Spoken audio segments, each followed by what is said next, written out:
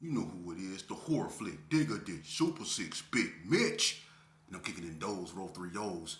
And I'm bringing 28 101s because we Vegas Sons, it's the Chronicles. And you in the Meadowlands. Yeah, you in the Meadows, man. And you already know what made me. 5-3-0. What that mean? Oh, that boy's a desert baby. Look at it. Hubba Dub, Scrub, 22-inch gold Dana things, and Big Bolo Yang. Yeah, I can never be on my claims, man. Welcome to Vegas Chronicles with the whole Super Six, Mr. Digger, Ditch, Big Mitch. And today, like any other day, y'all know what we do. We kick actual factuals without no additives and no preservatives. Just raw and uncut like what?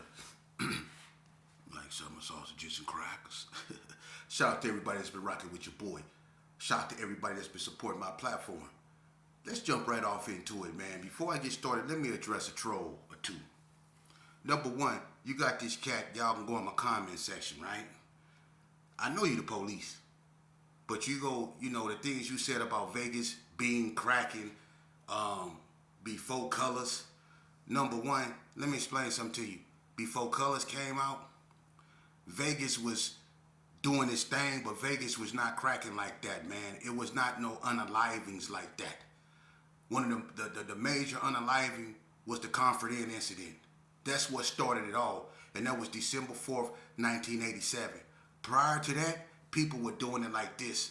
People were getting shot, but people wasn't being unalived at the rate that they were, until after the Comfort Inn incident.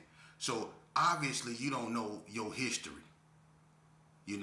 And saying that some guy from San Diego came out here and started the Gerson, boy, you was a clown. I don't know why it's so hard for you weirdos to believe that the Herbert Gerson never had no outside influence. It's a homegrown gang, just like Donna Street, just like 40 Block, just like ABM, just like the Wrigley State, just like all that. They homegrown, man. They don't have no outside influence, man. So no, Herbert Gerson did not get its nothing from San Diego, man. And then you go have the audacity to tell me, oh, you denounced the Gerson, but you wearing green and black. Number one, I can wear what I want to wear. And as a matter of fact, if you got a problem with something I wear, come make me take it off, officer. Because that's who I know. That's who you are. See, what I'm doing is something positive, and that irritates you. So you got to come up on here and try to create some type of chaos, saying idiotic stuff. That only proves that you're an officer. So I tell you what, officer, won't you go spy on the skinheads and the rest of those alt-right groups and those racist white people that be threatening people of my color and people that look like me. Go investigate them and keep your nose up out of positive business. Y'all love to investigate the brothers that's trying to do the right thing and bring their people together and stop the violence, because if we stop the violence, that'll stop your money. So you want to come on here and you want to keep things going, just like when the brothers was trying to truce in California in 9-2, y'all was running around there doing drive-by shootings to keep it going. Y'all do things to keep conflict going because, like I say, black and brown blood keep the wheels spinning on your institutions and everything y'all got going. So if we was to stop annihilating one another, that would hurt y'all business.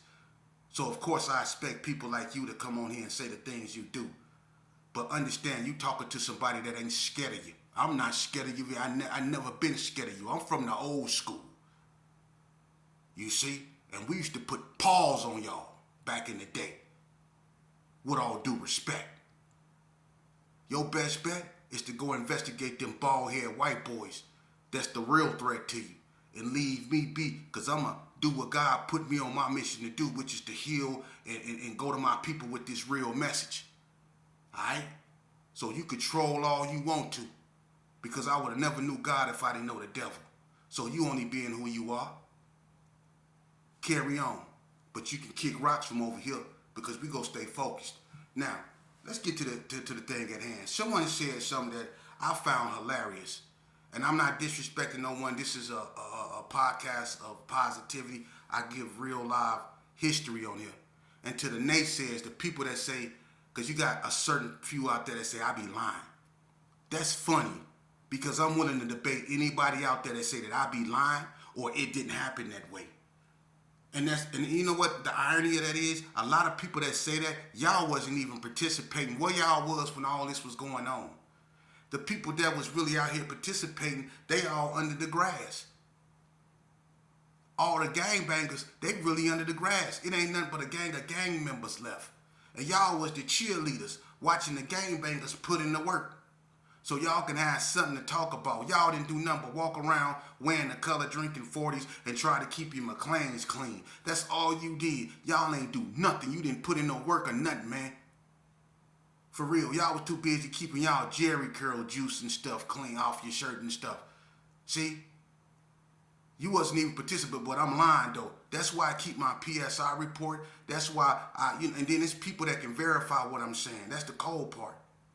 So I ain't got nothing to prove. I'm going to keep on doing what I'm doing, and it's all about the message. So if you think I'm lying, you can think what you want to. But I find it real weird that y'all can listen to podcasts of people in other states, and y'all don't question the validity of what they saying. Y'all be tuned in to Kid Mac videos. You know, this is for sure. Y'all be tuned in to that. Y'all don't question nothing they say on there, whether they lying or nothing. All them Chicago podcasts, Adam 20, whatever. Y'all be on there and y'all don't question nothing they say. But when somebody try to, speak the truth about Vegas, oh, he lying. It didn't happen that way. He lying. Yeah, y'all want me to be lying. That's the thing. Because y'all wasn't out there participating. Was I lying about y'all working with the administration in prison? Was I lying about y'all doing this here? Especially on me. Was I lying about that? Was I lying about a bunch of y'all getting knocked out by females? Was I lying about that? Man, it's about the message, man. I'm gonna stay on course. But let me answer the question. Someone asked me, it's a guy named Hamp. And if you know Hamp, you know Hamp. But they asked me, was he running Gene Yard? No, he wasn't. Hamp, not when I was there. Absolutely not. No. I would say this here. He was one of the faces of the North, if you want to say that. But as far as him running Gene Yard, not at all. Not even close. I was on that yard with him. And he know he wasn't running that yard. Not at all. The biggest threat that was on that yard, that came to that yard, was me. And I'm not putting 10s on 2s. They had my room hit when I hit that yard. Saying that I had knives in my room. Ask anybody. Charles Blaylark, Pabsco, Lil Mar from Donna, OC from Donna, Casanova from the Hood, Lil Bad from Playboys, Miss Ike from West Coast Bloods, Quan Mac from Rolling 60s, C Clamp from 50s, Ike P from Playboys, Acom Slim from Playboys. These all the people that was on the yard. Sportio from the Gerson, Frog Whack from the Gerson. See, my memory is on point. Nigel from East Coast Bloods, Jihad from GQ. All these cats was on the yard when this was going on. Kryptonite, all these cats, right? And you can ask them, when I came to the yard, I was the biggest threat on that yard, man. Because me and Lil Marv was funking. And he was the first one I was talking to. So when I hit that yard, he wanted to make sure me and him was straight. Because they knew every yard I came on, I came to trip. You ask anybody about me. Back when I was in that ignorance, man, one thing about me, anybody that know me, when I had that attitude, I wasn't no joke. I was a beast for real. I was a beast for real. Ask anybody, ask any prison yard. My name speaks for itself. I was a beast. So when I came to that yard, people like Hamp and all them, they was kind of, and they had my room hit. I got with this cat named Richie Rich. Now this is what Hamp is known for, and this is the last time I'm gonna tell this story. All right? This is what Hamp known for, among other things.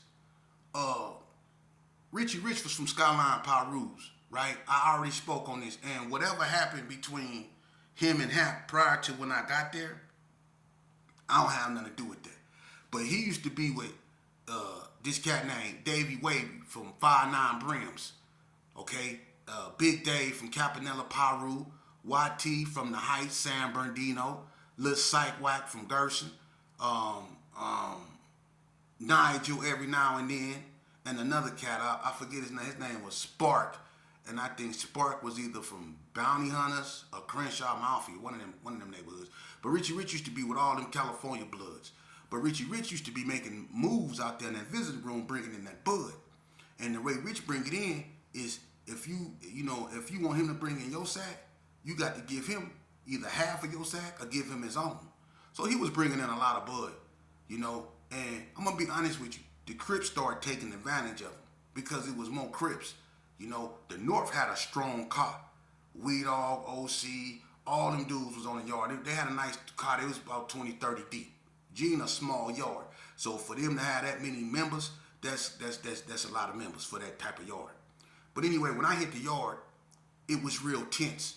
And I was tripping, I ain't gonna lie. They just had me back there in the psych unit. So I came out there fresh off that Thezorzine, gone in the head, tripping, you know what I mean? And I had no understanding. I get with Richie Rich them, and they was right with it. I was tripping. We started lifting weights together and stuff like that. So he felt he didn't have to go out there on visiting and look out for the Crips no more. So he basically shut them down.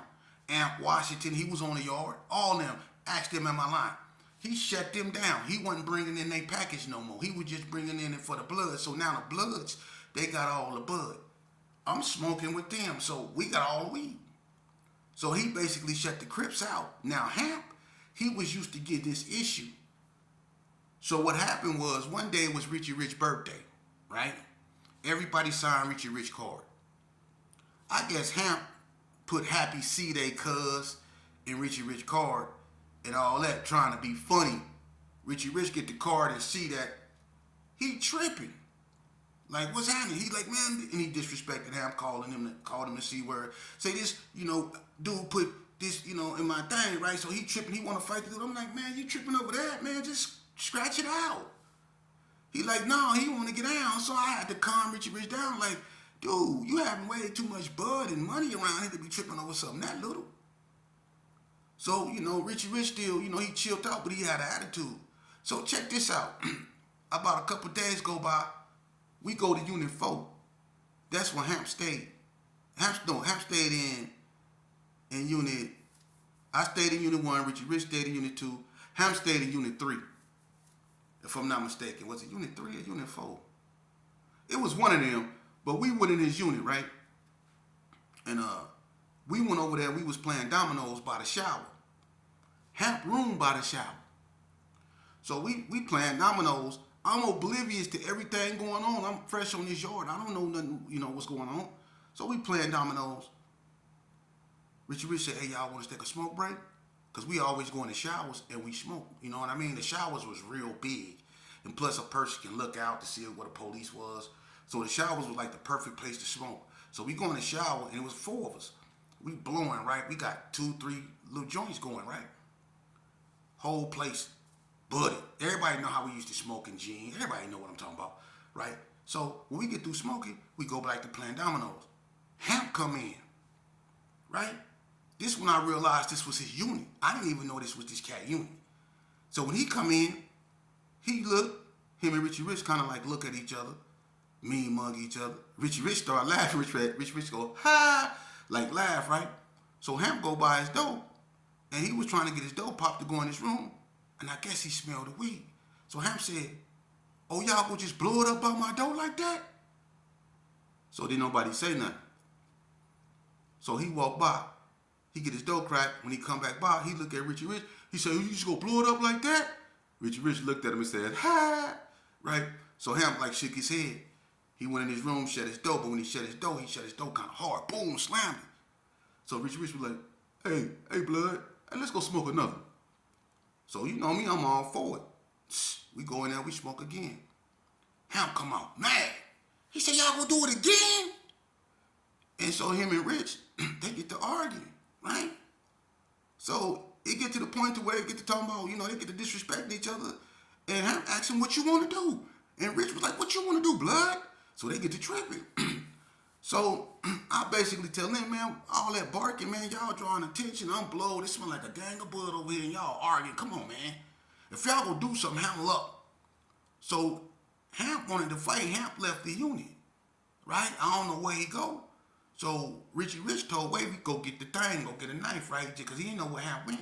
So Wavy left, and when he got the knife, when he come back, he tell Richie Rich, hey, he went and got them, the North. So next thing you know, Lil Marv, OC, Charles Blaylark, Papsco, all the Crips come to the door, right? So Hamp come up in there. Hamp like, what's happening? So I was like, he went and got his homeboys. So I go out there and I post up with the Crips, because if it's gonna jump, it's gonna jump right here. We go get it right here, they go get it in there. If it's like that, So make a long story short, him and Hamp go up in the bathroom, right? I tell Wavy, go in there and watch Richie Rich back, right? Charles Blaylark went in there and watched Hamp back, right? Hamp and Richie Rich going there. You can hear it. I'm standing by the door. Lil Marv standing by the door from Donna. We ain't tripping, And that's one thing I got, I got a respect for him, Me and him had some legendary battles in the pen, and that was one of my arch nemesis, Lil Marv from Donna. I'm talking about the real Lil Marv, Marvin Clark. That little, me and him, I got a respect for him, man. We not tripping about that, and we was able to talk and close that chapter. But me and him was at it. And me and him didn't even get into it when they was in that fight. But check what happened. I hit a fight, and I could swear Richie Rich, because the way Richie Rich act, he California. He put 10s on 2s, he extra blooded out, he extra everything, the way he walk extra. He be on a way power with a red rag under his black beanie. He just extra blood, you know what I mean? So I'm thinking, yeah, he finna put an extra butt whooping on Hamp, right? Next thing you know, I'm standing by the door. I hear doo doo doo doo doo doo doo doo doo. I'm like, yeah, Richie Rich putting them beans on. Yeah, whoop him out. Spell Paru and knots on his head. Whoop him.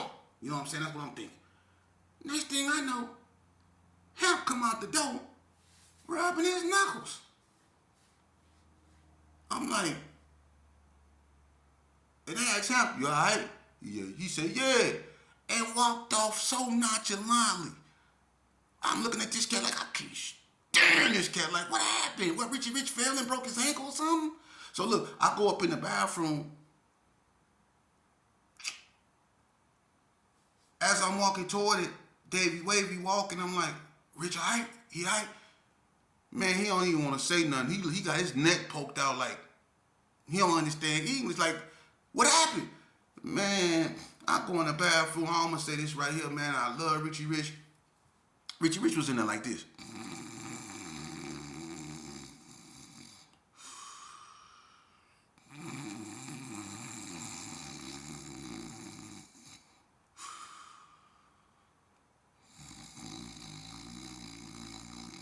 He doing that.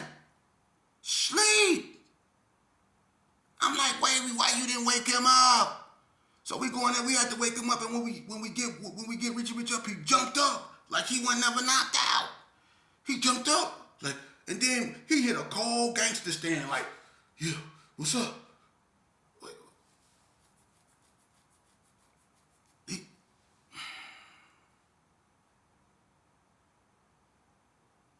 I'm gonna be honest with you. I wish I was lying about this. I ain't gonna lie. I wish I was lying about this. But he knocked him out, man. And I guess after that, so y'all saying Hamp run the yard because of that? Because he got I don't know what happened. I just told you I went in there and he was asleep. I mean, so he done that, but that don't mean he was running the yard. Hell, man, nah, man. Nah, that's fictitious. Hamp never ran the yard. You know what I'm saying? But he did get one of the coldest knockouts of that summer, of that year, of that last 5 years. That was he knocked Richie Rich. He knocked him out, man. Anyway, moving along. Yeah, that's probably all he ever did. But I'm gonna tell you something like this shit, man. To you youngsters that's watching this, I'm gonna tell you something that I used to be so obsessed with, and that was bullying. Being a monster, taking stuff, bullying people. Yeah, I was on that. Ask anybody. I was treacherous, man. But what people didn't know is that deep inside me, I'm gonna tell you something. The reason why I used to do a lot of that stuff, it was to keep my mind off reality. And reality was I never felt that I was going home. I didn't think I was gonna ever touch, hold, smell, or feel my mama again in a free setting. I thought I was gone. That was my mentality. This is what I'm gonna take my last breath. I thought that. I was preparing myself for that. So I didn't care. You know? And for people that question what I say until you walked in my chucks, man, keep what I said. Just go on about your business. Because a lot of people couldn't survive what I've been through, man. And I don't wish this on my worst enemies, man. Youngster, I'm gonna tell you the truth. And I'm not, and they know I'm not lying about this. These cats, they be up in that administration. They be up in the penitentiary. They be working with the administration. They'll tell on you, man. And they won't just tell on you, youngster. I'm gonna tell you what else they'll do. They'll try to violate you. Yeah, your own. And a lot of these cats you be looking up to that y'all be thinking is super this and the super that, they be up in that penitentiary, man, laying up with men. Ask them, am I lying about that? You see? And one thing about me, I can put my face on the screen. See, people could say what they want to say about me. I ain't never ran. Ain't no paperwork on me. I ain't never laid up with no man. I don't care what they try to say about me. What they try to do is get me to go backwards, try to get me to be mad, try to get me to get upset so they can say, I told you he didn't change. I told you he's still the same. See, that's what they want to do. I take those. I'm willing to lose them battles because I'm wise enough to know the war is my life. You see? So them type of battles, because I can't stop a person for trying to slander my name. That's all they can do. They tried to slander Jesus' name. They trying to slander every man of renowned status name. That's what they do. They try to attack your character. But you have to be wise enough to know that you are the one that's solely in control of your character. Me. And the only person that can define me is me. Not what someone say about me. And that's what you youngsters need to understand. You got real OGs out here, man, that want to see y'all win. Shout out to Suave Rob. That's a good youngster that's doing the security work. I got mad respect for him. That's my big homie.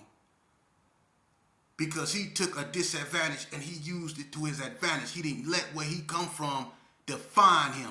He letting his actions define him. And that's a maturity on a whole nother level. And that's what a lot of our black and brown boys, they lack. Self-esteem. See? That's why so many of them followers.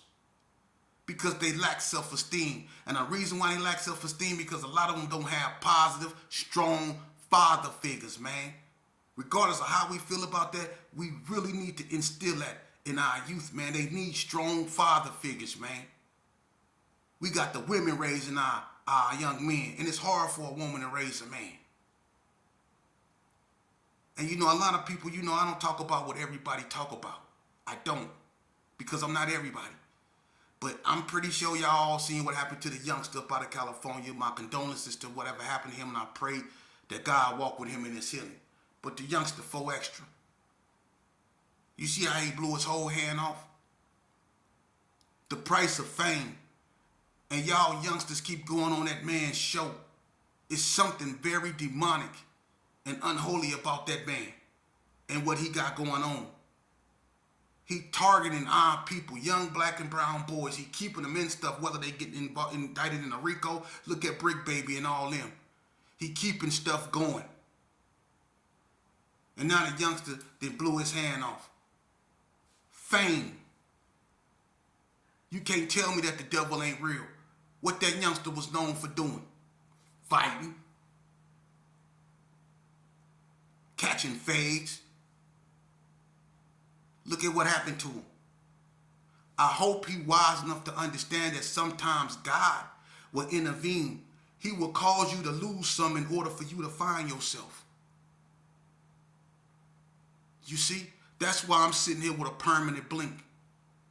I used to wake up every morning thinking of something vile and evil to do to the Cali boys behind what happened to me, and I still didn't get my eye. my eyesight back. This didn't change. This is a part of my reality.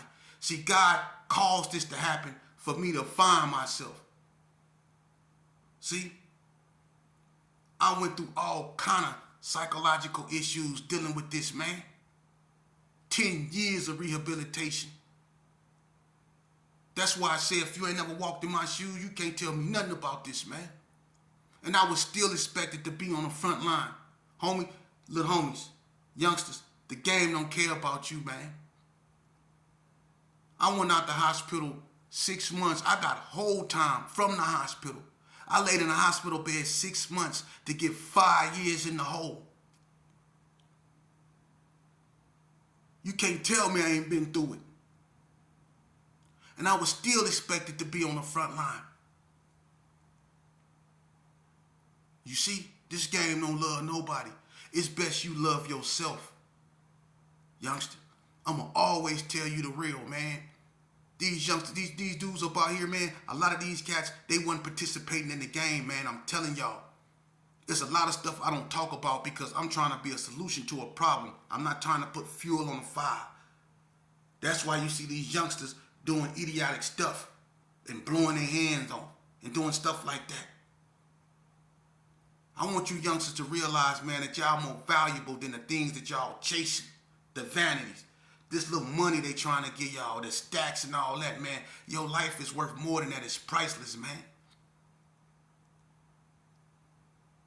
Quit seeking acceptance from people who don't give a F about you, man. They not laughing with you, they laughing at you. That's the realest thing I can tell you, man. You youngsters that's blessed to have your parents that really love you, willing to fight for you, that try to engage in